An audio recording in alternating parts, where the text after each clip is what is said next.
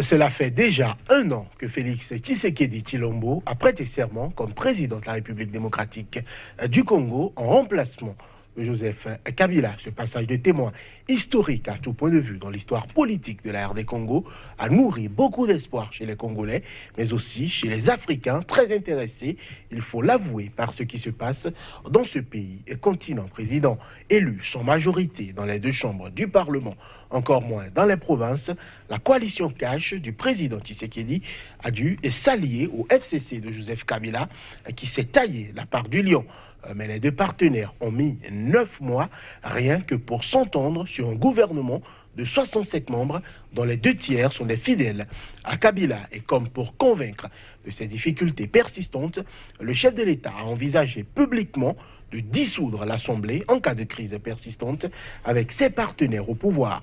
Il n'est pas juriste qui veut, et nous devons être très prudents quand nous évoquons les tests constitutionnels, a asséné Janine Mabunda, présidente de l'Assemblée et cadre du FCC de Joseph Kabila. Le retour à la calmie est-il possible au sein de cette coalition faite d'ex-adversaires politiques? Le président peut-il s'affranchir de cette coalition? Doit-il le faire afin de réussir son mandat? Et enfin, quel bilan faire sur les plans économiques, sécuritaires et sanitaires de la première année du président Tshisekedi, RD Congo, 1 an après l'investiture de Félix Tshisekedi, raison profonde des tensions au sein de la coalition au pouvoir? C'est la question trame de cette émission. Merci de nous retrouver. On se retrouve juste après l'intermède.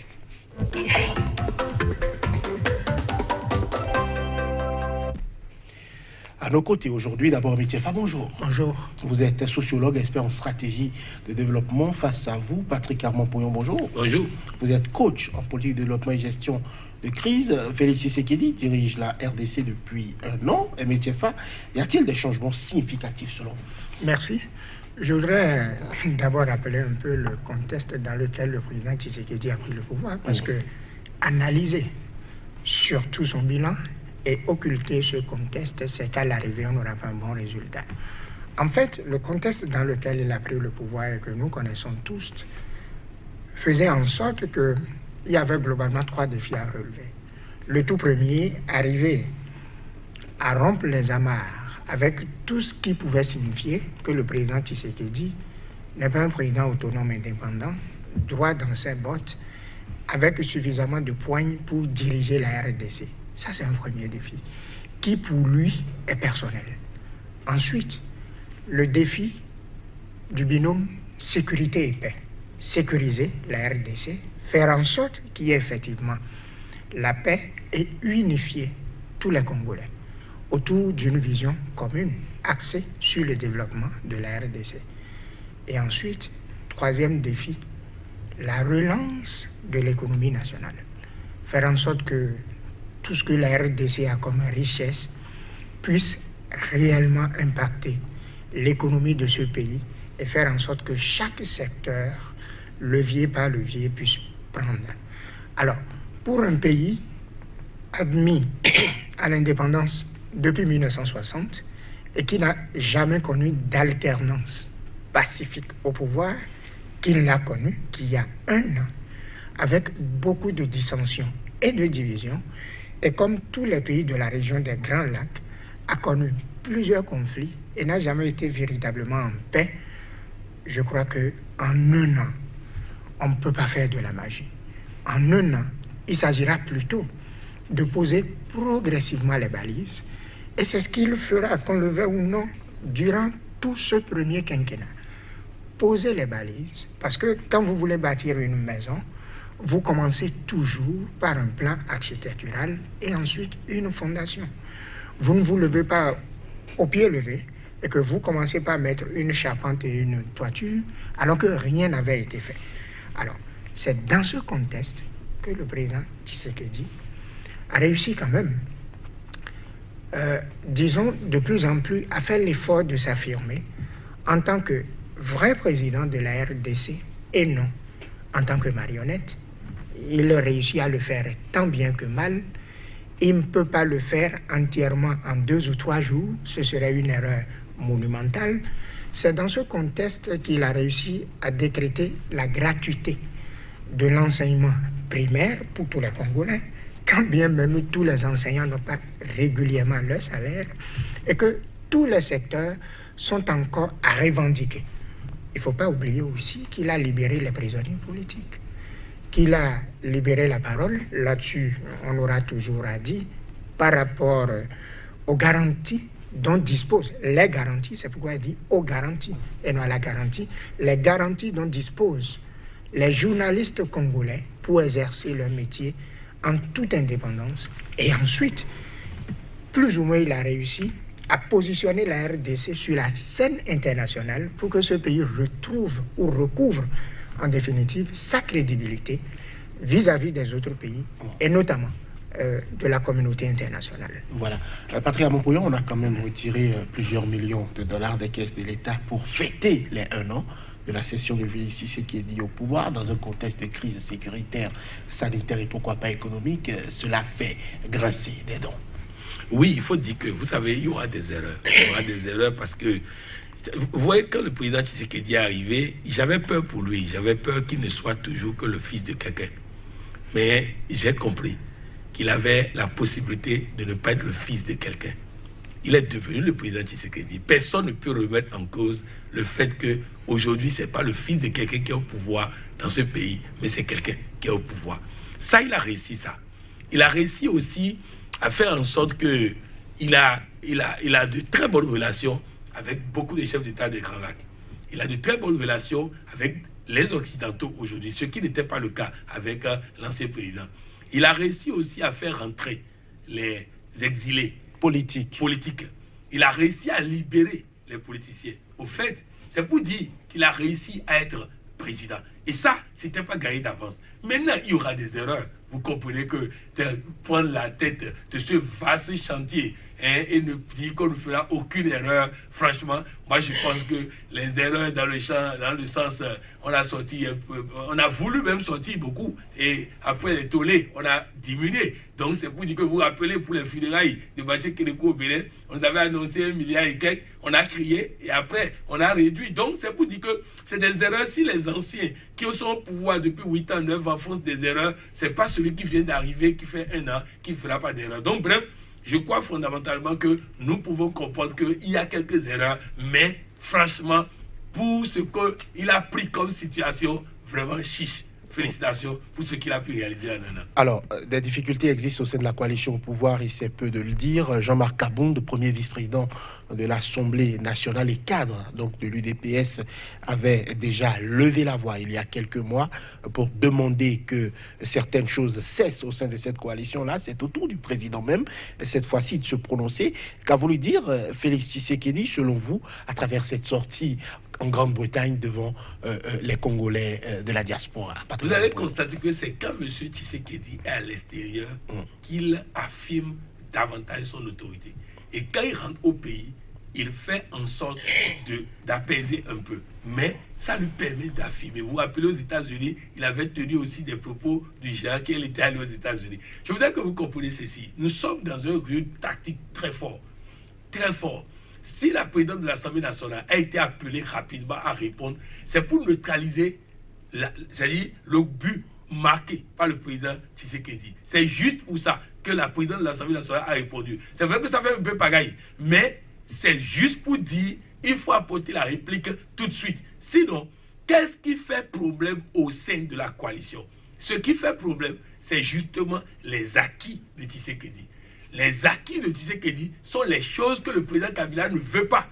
Le président Kabila ne veut pas de relations avec les Occidentaux. Le président Kabila ne veut pas de bonnes relations avec certains présidents des Grands Lacs. Le président Kabila ne veut pas le retour des exilés. Le président Kabila ne veut pas. Donc, toutes ces choses-là qu'il a pu obtenir, il a obtenu, et le président Kabila n'est pas content. Donc, c'est ça le motif réel des malaises. C'est-à-dire qu'il est en train de s'affranchir, et ça, la coalition en face n'est pas de nature à accepter ça. Donc, il y a des blocages par rapport aux autres avancées qu'il veut obtenir. Et c'est vraiment, il faut dire que si vous connaissez la constitution du Congo, et vous voyez qu'il a obtenu tout ça, vraiment, il mérite d'être félicité. Parce que la Constitution du Congo voudrait que toutes ces décisions soient validées par le Premier ministre. Or, le Premier ministre est sous ordre, en griffe. Donc, vous comprenez que s'il a obtenu tout ça, ça veut dire qu'il a été un fin négociateur. Et ça, je voudrais féliciter lui et son équipe. Je voudrais féliciter son directeur de cabinet pour tous ceux qui sont en train de réussir dans ce sens. Et c'est ça que donc les malentendus sont dus aux acquis. Alors, tous les jours, quand je préside le Conseil des ministres, je rappelle aux ennemis du FCC que je sais qu'ils ont signé des documents. Jusqu'à présent, je n'ai vu aucun ministre opposé à mes décisions, mais certains ministres me disent qu'ils subissent des pressions. Certains parmi nous, disent-ils, nous demandent de ne pas faire le travail tel qu'on l'on veut. Le peuple congolais m'a confié une mission, je dois rendre compte à ce peuple, et celui qui ne veut pas suivre mes instructions et qui s'attachera aux instructions de sa famille politique sera viré. C'est des propos d'une grande ampleur de la part d'un chef d'État qui pose quand même un malaise au sein de cette coalition-là. Félix Tshisekedi est-il aujourd'hui empêché d'administrer le Congo en tant que premier magistrat? Si vous m'avez bien suivi au départ, en commençant par énumérer les défis que le président Tshisekedi doit relever, j'ai dit que le premier défi, c'est réussir à s'affirmer en tant que chef d'État. Et ça, c'est lié au contexte dans lequel il est élu. Et c'est là où tout le monde l'attend, commençant par Fayoulou, qui dit tout le temps, je verrai combien de temps cette alliance durera. Et il ajoute souvent, ils ne connaissent pas Kabila mieux que moi. Parce que, il ne faut pas oublier, personne ne pouvait dire effectivement si le président Kabila allait réellement organiser des élections et partir. Et le contexte dans lequel tous les opposants de Kabila s'étaient retrouvés à Bruxelles pour désigner un candidat unique devant lui faire face était aussi un contexte que nous connaissons. Et le président Kabila, depuis Kinshasa, a travaillé pour neutraliser l'alliance de Bruxelles ou les accords de Bruxelles et a donc extirpé le président Tshisekedi après une analyse bien posée, c'est-à-dire c'est le moindre mal. D'accord? Honnêtement, je remercie le président Kabila qui, dans tous les cas, a trouvé un moyen pour qu'il y ait alternance. Pour sauver le Congo. Ce n'était pas évident. Il a trouvé un moyen. Ça, vraiment, disons, c'est la voie de la sagesse. Sinon, il pouvait être encore là, en train de gérer tout ce que cela pouvait engendrer, comme ça a toujours été le cas avant lui. Donc, sur cette note-là, il a été patriote. Alors, s'il a réussi à extirper celui-là pour bousiller les accords de Bruxelles et qu'en l'extirpant, il est obligé maintenant de se retrouver autour d'une même table de négociation avec son ancien directeur de cabinet Vital Kamerhe. Cela signifie donc qu'il y a eu beaucoup de sacrifices faits de part et d'autre. Alors, au sein de cette alliance composée de l'UDPS, de tout ce que vous voulez, de FCC et tout, mais c'est progressivement que la mayonnaise prendra. Regardez si au sein du bloc républicain au Bénin ou au sein de l'Union progressiste au Bénin, tout a été déjà fait et que lorsqu'on appuie sur l'interrupteur, automatiquement on a le résultat. Non, chacun sait d'où il vient, chacun a un rapport avec son passé. Et la résultante des passés de chacun ne produit pas forcément un bon produit pour maintenant. Parce qu'au sein d'une alliance aussi vaste et aussi grande, où chacun a une paternité qui ne renie pas et dont il est très fier, c'est trop facile.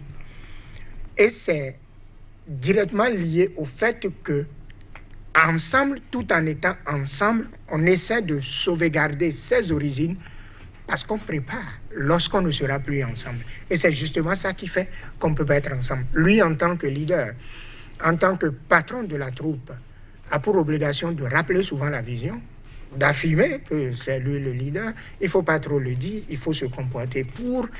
Et ensuite, gérer cela tout en gérant les défis du pays. Je les ai cités. Paix et sécurité. Sinon, rien ne sera possible dans ce pays. Réussir à positionner le pays au niveau international et renouer le dialogue avec le Conseil des Nations, notamment toutes les grandes institutions à l'international, et ensuite, surtout, les défis économiques. Je viens d'un défi économique. La stabilité de l'économie, c'est très difficile. L'allocation des ressources, secteur par secteur, envie de relever aussi là les défis liés à chaque secteur et la redistribution. Ce n'est pas facile à faire.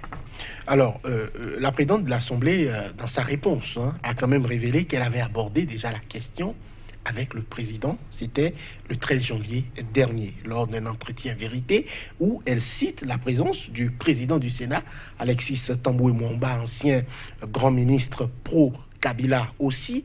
Cela veut dire que, visiblement, le président a évoqué réellement avec donc des membres de cette coalition FCC-là, la dissolution de l'Assemblée. C'est-à-dire que Félix Tshisekedi, aujourd'hui, pour réussir son quinquennat en tant que chef d'État, a besoin de s'affranchir de ce carcan-là, on va l'appeler ainsi, Patrick Amapouyon. Non, d'abord, ne disons pas carcan et ne disons pas qu'il a envie nécessairement de s'affranchir. Il a envie de redistribuer les cartes. Mais ce n'est pas nécessairement pas une dissolution. Non. Il est en train de montrer qu'il peut dissoudre afin que chacun retrouve raison gardée. Vous savez, le président Kabila est fort en stratégie et tout. Mais souvent, quand on est très fort en stratégie, on oublie d'avoir des limites. Vous voyez, en Côte d'Ivoire, Laurent Gbagbo est très fort en stratégie.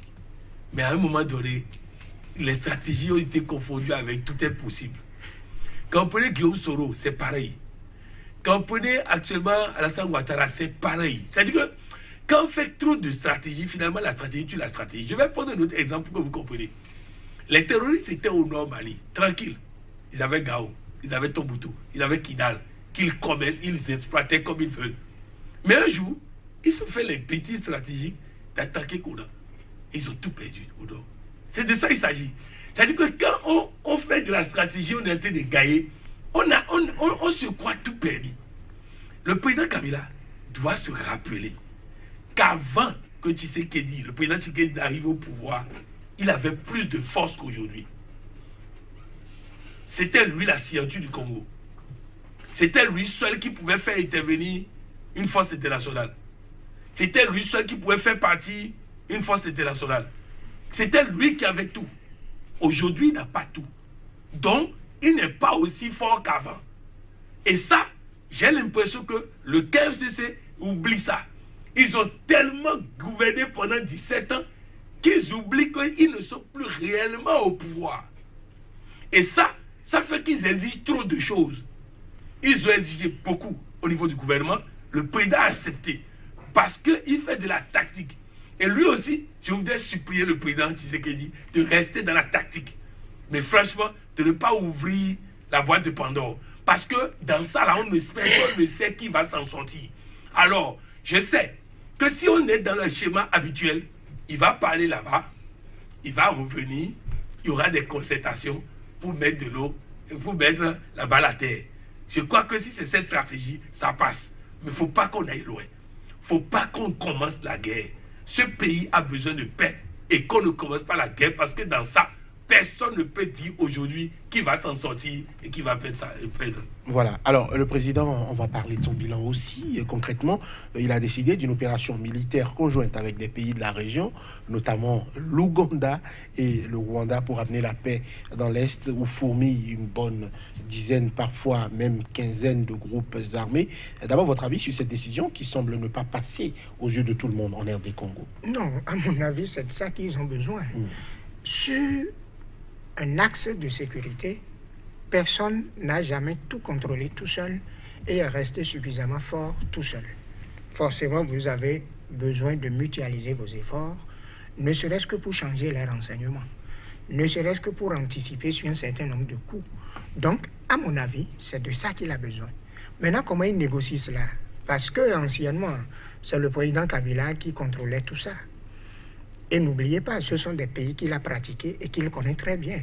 Il n'est venu au Congo qu'un peu de temps avant son installation dans le fauteuil du président de la République. Je parle du président Kabila. Donc, ce sont des pays qu'il connaît très bien pour les avoir faire et a même tenu des armes là-bas par le passé. Avantage que le président Tshisekedi n'a pas. Et que donc, de ce point de vue-là, il a forcément besoin du président Kabila pour réussir à nouer des accords, réussi à bien ficeler ces négociations à bon escient et à bonne date, et ensuite mettre en branle ou déclencher le processus d'opérationnalité de cette machine-là. S'il ne constitue pas ces taxes, ou à travers un clic, ou à travers un petit coup de téléphone, on a suffisamment d'informations pour pouvoir anticiper, c'est que ce morceau de l'Est va entièrement lui échapper. Alors il ne serait pas un pays qui contrôle l'entièreté du territoire national congolais. À mon avis, c'est de ça qu'il a besoin. Maintenant, comment il arrive à le faire, comment il négocie autour de cela, et quelles sont les variables qu'il met ou qu'il introduit dans le modèle qu'il est en train de construire afin d'atteindre cet objectif. Et je voudrais finir là en disant ceci, c'est important, enfin, pour conclure, moi, mon intervention en ce qui concerne le domaine politique. J'achève ce que coach Pognon est en train de dire tout à l'heure là.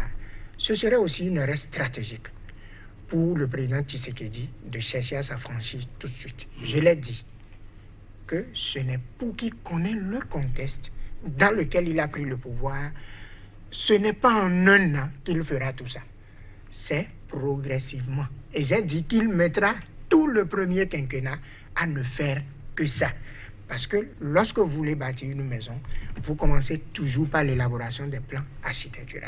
S'il force, s'il dit non, c'est moi le président, et oublie le contexte dans lequel, je le dis directement comme ça, le contexte dans lequel le pouvoir lui a été remis, tout va lui échapper. Ils vont retourner à leurs anciennes amours. Ils vont retourner à leurs anciennes habitudes. Il ferait mieux de continuer par partager le pouvoir avec le président Kabila. En fait, il ne partage son pouvoir qu'avec Kabila. Point. Il ne le partage pas avec quelqu'un d'autre. C'est facile de discuter avec lui. C'est facile de céder un certain nombre de choses parce que le président Kabila aussi, quelque part, souffre dans sa chair. Vous ne pouvez pas installer quelqu'un dans le fauteuil d'un président de la République et il fera exactement tout ce que vous voulez ou fera exactement comme vous voulez. Ce n'est pas possible. Une fois qu'il est là, il devient quelqu'un d'autre. Donc, vous voyez, de part et d'autre, chacun perd quelque chose. Et s'ils acceptent de continuer par perdre chacun quelque chose, c'est bien pour le Congo. Mais si quelqu'un d'entre eux deux dit « je suis fatigué de faire des concessions », alors je ne veux plus négocier avec lui, ils vont tout foutre en l'air. Ils n'auront plus rien. Alors, c'est mieux qu'en voulant partager 25 francs, que quelqu'un souffre de prendre 10 francs et qu'un autre souffre de prendre 15 francs.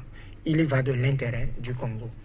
Alors, Patrick Armand-Pouillon, opération militaire conjointe avec les pays qui ont quand même passé, on va dire, un passé sulfureux en matière de conflit aussi, notamment le Rwanda avec le président Paul Kagame qui a pris les armes avant d'arriver au pouvoir, le président ougandais Yoweri Museveni aussi, c'est le même contexte sécuritaire.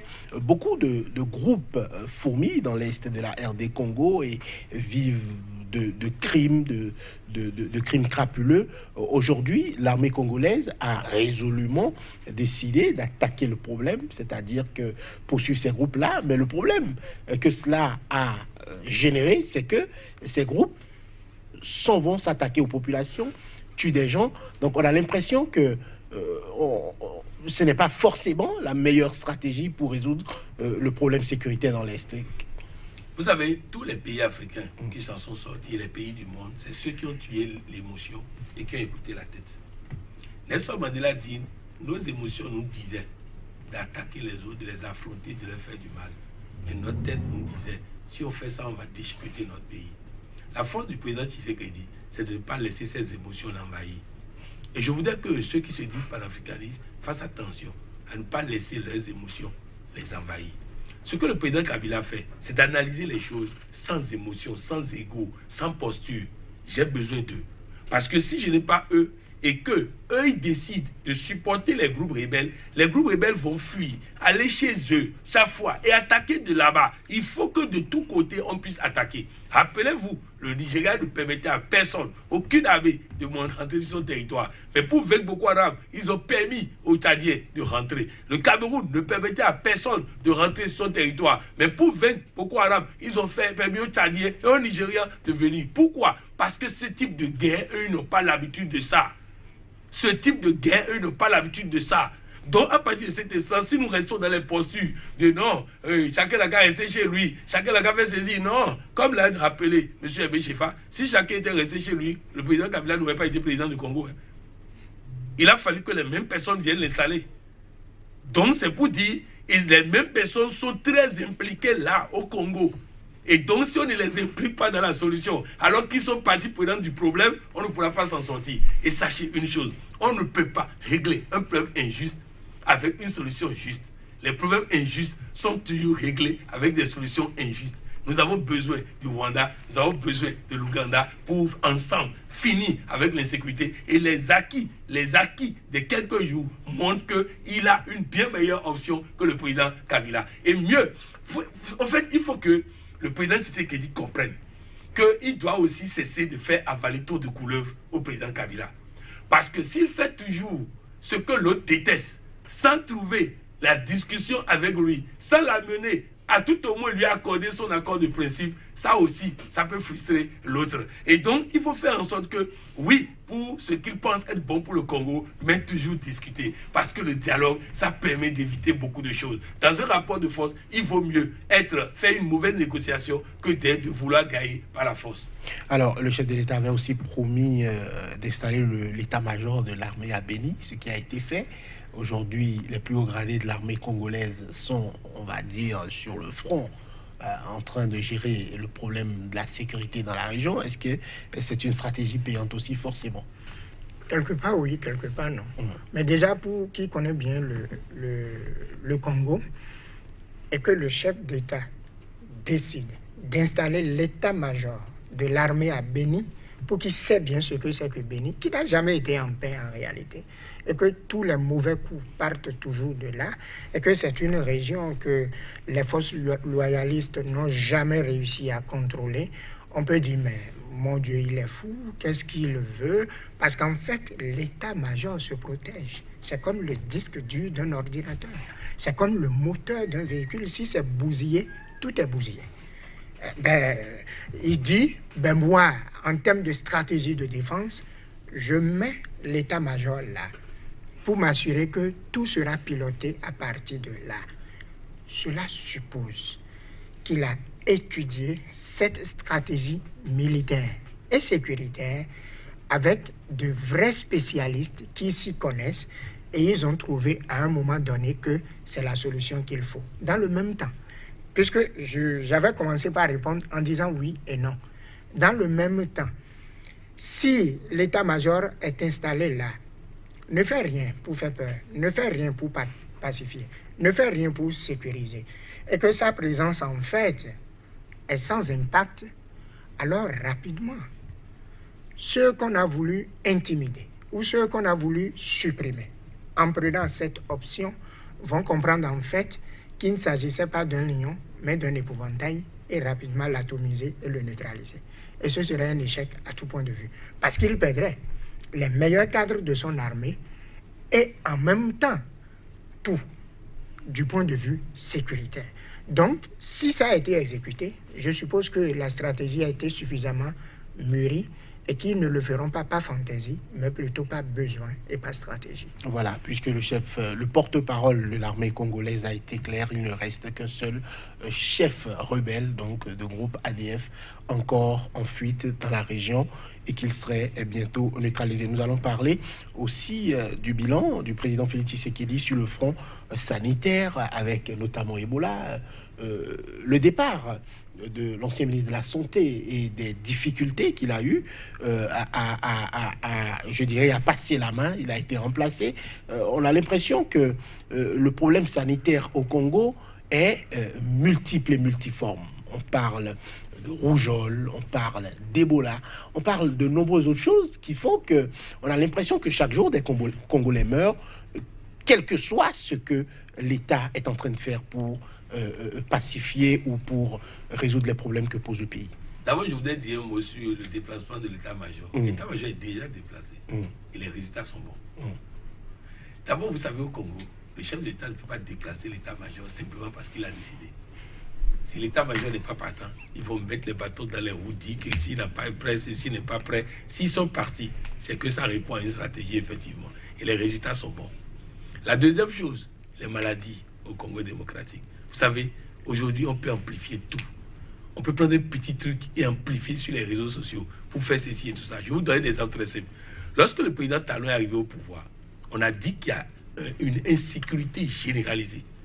On a créé, l'État a été obligé de mettre opération, et quoi déjà là, opération Cobra ou Zobra quelque part là, pour pouvoir faire face à ça. Mais il y a un cadre béninois qui est allé au ministère de l'Intérieur pour vérifier les statistiques. Il n'y a pas eu augmentation d'insécurité. Il y a amplification des cas d'insécurité. Donc, qu'on ne me dise pas qu'il y a beaucoup de rougeole, beaucoup d'Ebola, beaucoup de ceci. C'est vrai aussi que, vous savez, les organisations internationales ont besoin d'amplifier ça pour pouvoir mobiliser des ressources ou qu'on ne sait vraiment pas souvent à quoi ça sert.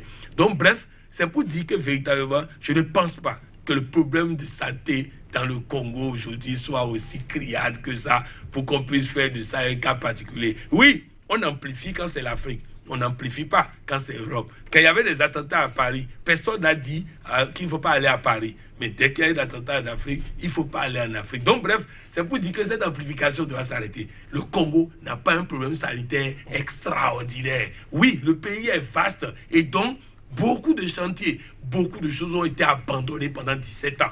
Pas pour critiquer le président Kabila, parce que les situations dans lesquelles il gouvernait ne permettent pas réellement de s'occuper des questions de développement et autres. C'est comme en Côte d'Ivoire. On a fait 12 ans avec, je crois, avec Gbagbo. Tout a été abandonné. Donc, quand on sort de là, il faut du temps pour mettre. Et c'est pourquoi je dis que le président Kabila lui-même s'auto-félicite des acquis de ces 1 an. Parce qu'il a permis... Président Tshisekedi. Non, le président Kabila même n'a qu'à s'auto-féliciter. Parce qu'il a permis au président Kabila de le faire. Parce qu'ils sont en coalition. Ils doivent se féliciter. Il y a 1 an, ils ont réalisé plus qu'ils n'ont réalisé en 17 ans. Et je dis, les deux. Donc, il faut qu'ils comprennent que cette coalition-là doit continuer. Et beaucoup de moins de crises d'ego, moins de déclarations intempestives. Un ministre ne répond pas au chef de l'État. Un député ne répond pas au chef de l'État. Non. Le président Kabila n'est pas en alliance avec la présidente de l'Assemblée nationale. Il est en alliance avec le président Kabila. Donc, si quelqu'un doit lui répondre, ça doit être le président Kabila. Les autres cas se taisent. Il faut un peu de discipline dans les deux camps pour qu'on puisse véritablement aller. Mais ils ont besoin l'un de l'autre. Ils ont besoin l'un de l'autre. Le président Tshisekedi a besoin de l'expérience du président Kabila. Le président Kabila a besoin des réseaux relationnels que le président Tshisekedi est en train d'amener pour que le Congo avance, pour que le Congo progresse. Les deux cas travaillent ensemble et gagnent ensemble. Le Togo n'a pas plus de problèmes de santé que d'autres pays. Ils n'ont qu'à se taire avec cette baravage-là. On connaît très bien ce qui se passe avec ces épidémies qu'on annonce à gauche et à droite. Alors, Martin Fayulu n'est pas forcément de cet avis-là. L'homme s'est prononcé par rapport au massacre de Béni d'abord, par rapport à la question sanitaire aussi. Il s'est prononcé. Il s'est attaqué à mots couverts, on va le dire comme ça, notamment avec son alter ego Adolphe Muzito. Il s'est attaqué de front au Rwanda, notamment. Il y a comme un sentiment, même d'envahir le Rwanda. Il y a comme un sentiment anti-rwandais aussi qui est en train de se développer, de se ressentir de la part de certains Congolais qui estiment que le Rwanda a pratiquement de tout temps eu à jouer un rôle clé dans la déstabilisation du Congo et qu'aujourd'hui, il faut s'affranchir donc de cette collaboration-là. Si Martin Fayulu veut prendre un jour le pouvoir, c'est pas comme ça qu'il va opérer.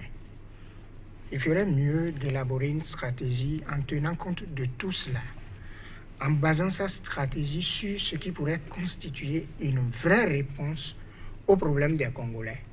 Et en même temps, pour répondre aux hommes politiques, à ses pairs qui sont en face de lui.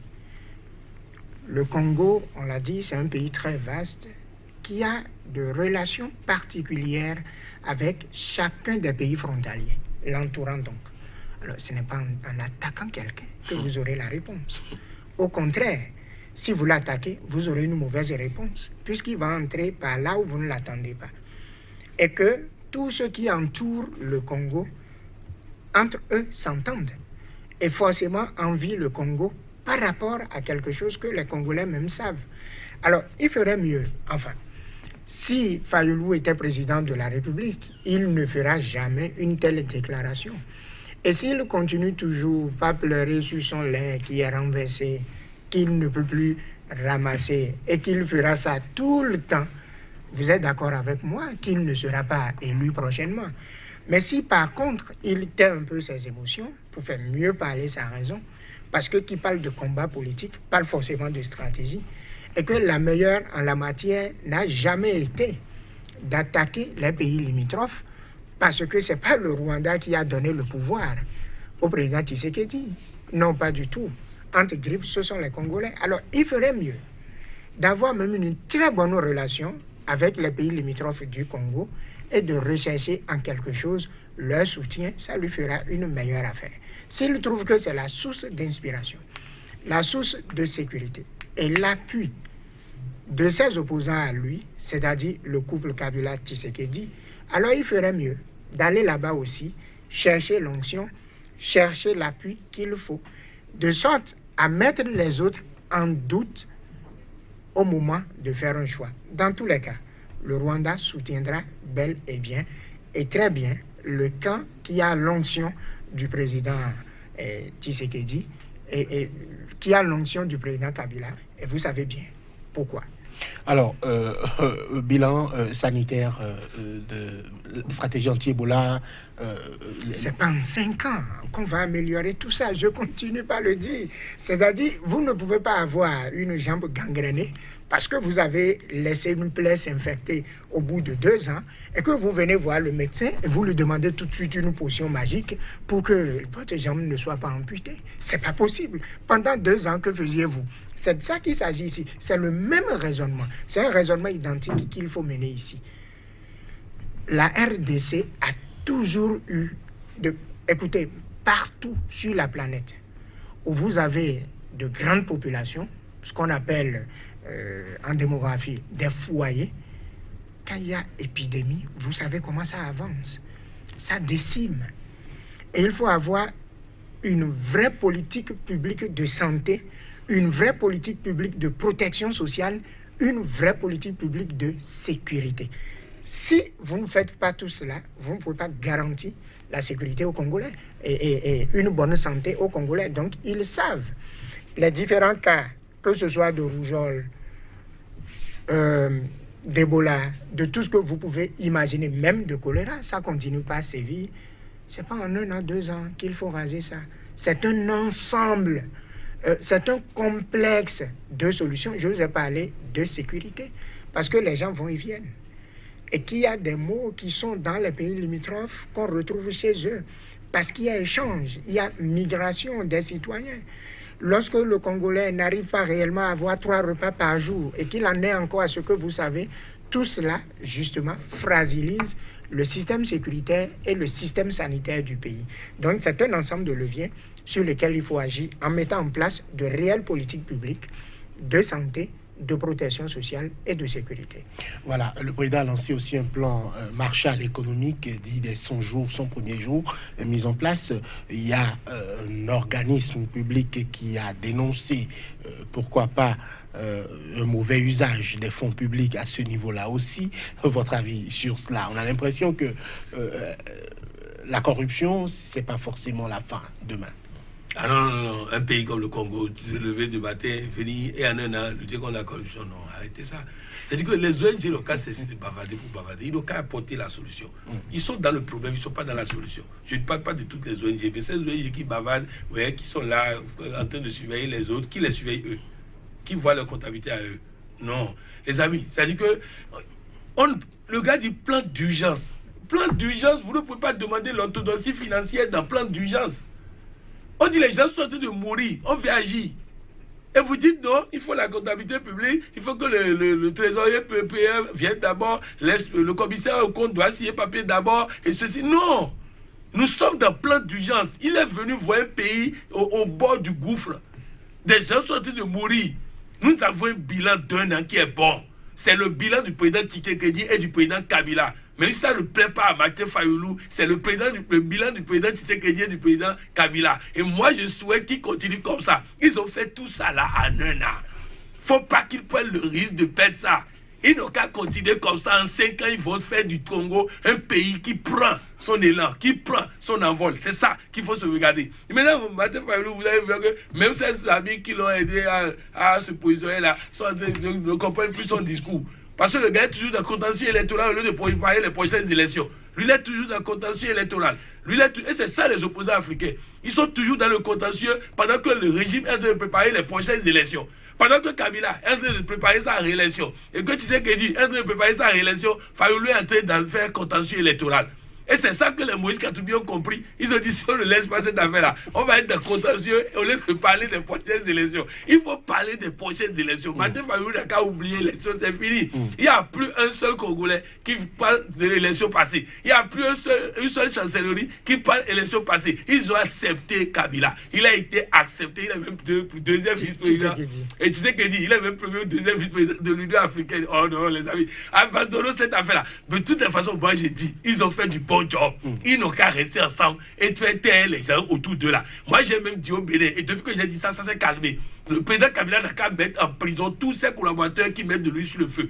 Le président Tshisekedi n'a qu'à mettre en prison tous ses collaborateurs qui mettent de l'huile sur le feu. Et tout le monde va se calmer et le Congo va avancer. Laissez les deux s'entendre, discuter, trouver les voies et moyens pour nous sortir le Congo, de la situation dans laquelle le Congo... Alors, M. Tchefa, Patrick Armand-Poyon, on fait bien de parler de l'autre opposant, Moïse Katumbi Tchapoué. L'homme est rentré au Congo, a repris son fief de Lubumbashi, a repris ses activités en griffe, ses activités politiques du moins, s'il a mis sur pied un parti politique.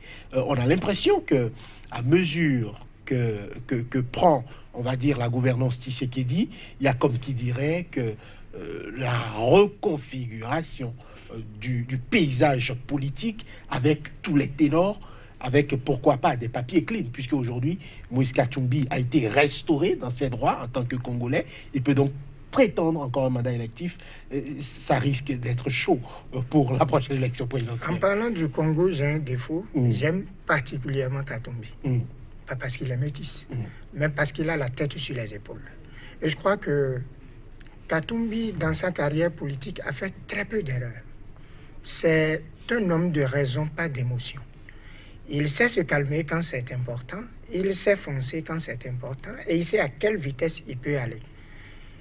C'est rare que vous verrez dans toutes les bandes, dans tous les enregistrements, Katumbi s'en prendre à quelqu'un si on ne s'en prend pas à lui. On ne peut pas faire de la politique sans s'en prendre aux autres, surtout s'ils s'en prennent à vous. Ça veut dire donc qu'il sait ce qu'il a à présenter.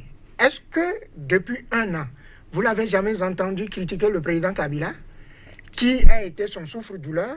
Depuis un an, vous l'avez jamais entendu critiquer le régime en place? Il n'a pas fait.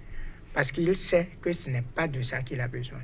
Il a besoin d'installer sa machine. On gagne une élection avec un parti politique. Et avec des alliés. On gagne une élection. Ils sont peut-être des ennemis aujourd'hui, mais qui peuvent... En ratissant l'âge. Donc, il a compris cela. Ce n'est pas aujourd'hui qu'il a compris. Il l'avait toujours compris. Et si vous avez vu par le passé, il s'est toujours rapproché du président Kabila, qu'il a toujours rejeté et repoussé. Et il est toujours resté dans cette dynamique. Alors, aujourd'hui, je crois qu'il est en train de mettre en place tout ce qu'il faut.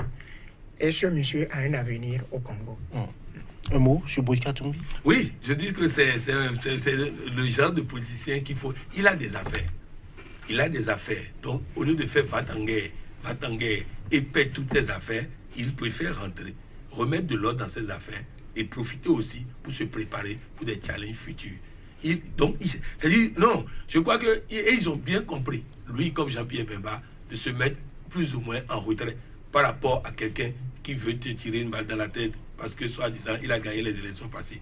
Je voudrais dire à tous les démocrates africains, un démocrate et un républicain. Alors, avant d'aller aux élections, lisez la Constitution. Et si la Constitution dit que celui qui a gagné les élections, c'est celui qui est proclamé par la Cour constitutionnelle, ne venez pas nous chanter que vous avez gagné les élections dans les urnes. Alors, faites en sorte de contrôler la Cour constitutionnelle pour pouvoir gagner les élections. C'est ce que disent nos tests. Si nos tests sont mauvais, il faut les réviser. Et tant que les tests disent ça, nous devons être républicains et reconnaître quand quelqu'un a été déclaré selon les tests président, nous devons le reconnaître comme président. Mot de fin? Alors, je souhaite que le binôme Kabila Tshisekedi continue pas à fonctionner, soit renforcé, pas pour leurs intérêts ou les intérêts de leur camp, mais pour les intérêts congolais. Si cela se poursuit et que ensemble ils arrivent à s'entendre sur ce qui est essentiel, pas forcément sur des détails, je crois que le Congo sera relancé économiquement, politiquement et sécuritairement. Voilà, vous êtes métier sociologue, expert en stratégie de développement. Face à vous aujourd'hui, Patrick Armand-Pouillon, coach en politique de développement et gestion de crise. Monsieur, merci. C'était bilan d'étape donc de la gouvernance du président Félix Tshisekedi en RD Congo. À très bientôt pour notre numéro de Angle de vue. D'ici là, portez-vous bien.